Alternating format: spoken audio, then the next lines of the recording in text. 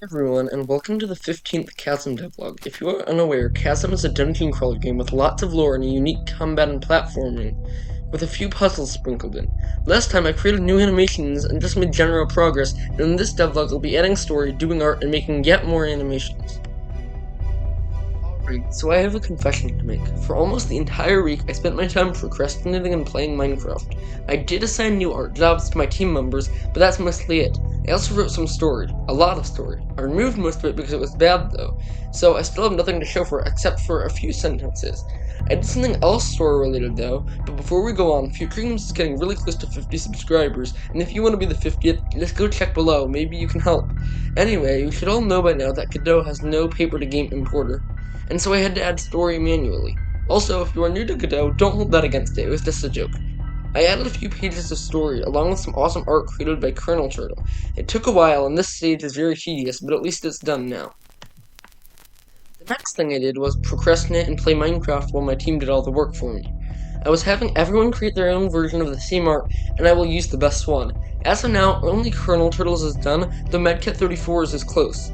I also assigned some other art that isn't ready yet. I think all of Future Games has been busy this week, and I'm going to have the whole team vote on the best art to use, but for now, I'm just using Turtles. Friday, I was planning on doing tons of Chasm work. Instead, I decided to stream on Twitch. Go follow me, twitch.tv/futuregamesxp. What did I stream? Minecraft! It was supposed to be Q&A, but it's hard to do Q&A with no one asking questions.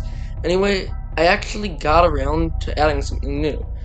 Animations. Lots of them. I made the stone enemies have a rolling animation for when they are moving.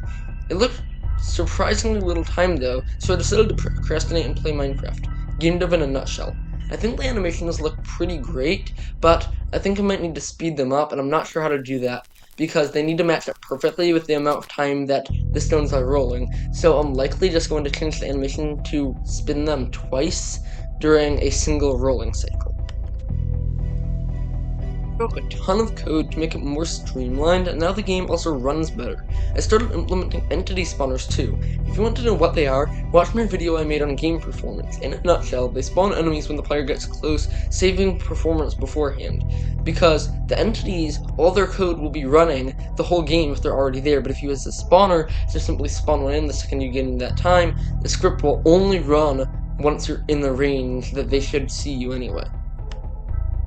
I spent a while editing sounds to make a rolling sound for the stone enemies. I got it sounding pretty good, but then I decided to delete it because it just made the game feel weird. I would play it here in the video, but I actually permanently deleted it off of my system, which was probably a bad choice, but I really wasn't thinking of the devlog at that time. I also worked on a bit of a marketing scheme that you will get to see in action soon.